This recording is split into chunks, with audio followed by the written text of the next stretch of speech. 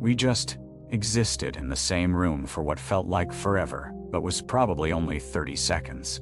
Then I heard footsteps in the hallway. A nurse doing rounds, I assume. The footsteps got closer, and I kept my eyes on the corner, waiting for the hallway light to change when someone passed my door's window. When the footsteps were right outside my room, I looked back at the corner. He was gone. I didn't sleep the rest of that night. I pressed the call button around 4 a.m. and asked the night nurse if they could increase my pain medication because I was uncomfortable. I didn't mention what I'd seen. What would I have said? That I saw a ghost? That would have gotten me moved to psych, or worse, they'd have stopped giving me the good drugs.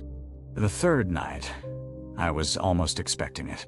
I'd convinced myself it was the medication, maybe mixed with the stress of the accident. But I decided to stay awake if I could. I watched Netflix on my phone, kept some light on from the hallway.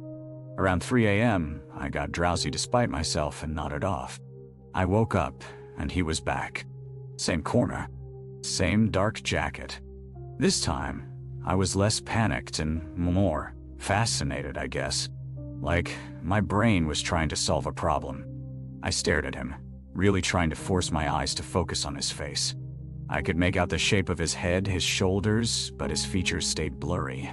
It was like looking at someone through frosted glass, except the frosting was only on his face. This time, I didn't wait for someone in the hallway to break the moment. I just watched him until I fell back asleep. I woke up again around sunrise, and he was gone. The next morning, I asked my nurse, a woman named Carol who'd been checking on me regularly, if anything unusual had happened in my room. She looked confused and asked what I meant. I said, I don't know.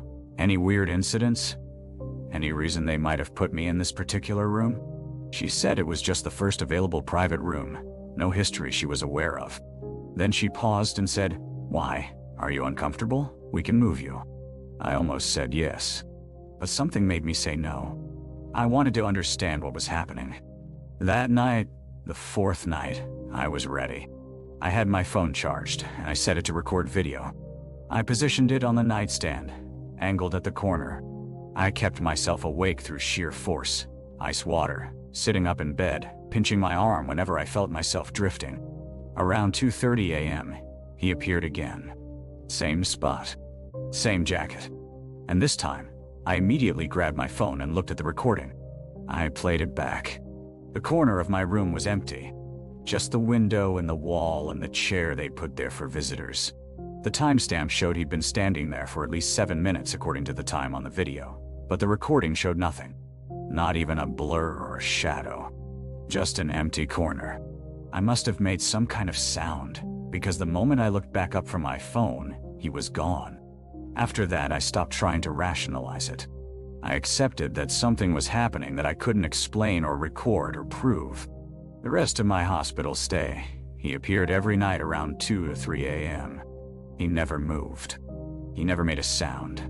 He just stood in that corner and faced me. I eventually stopped being afraid. I was just aware of him. I'd wake up, see him, and wait until he faded. On my last night, he didn't appear. The corner stayed empty. I was discharged the next morning. I never asked which room I'd been in or if anyone else had reported anything strange. Part of me didn't want to know. But about a year later, I ran to my orthopedic surgeon at a coffee shop. We chatted for a bit, and then I asked him, kind of casually, if he remembered me being admitted. He did. And I asked if he'd ever heard anything unusual about the third floor, room 318. He got quiet for a moment. Then he said that room had a reputation among the staff. Nothing they could prove, but several patients had reported strange experiences there. One patient actually demanded to be moved in the middle of the night and refused to say why. I never went back to that hospital, and I still don't sleep well when I'm in a room with a corner I can't see from my bed.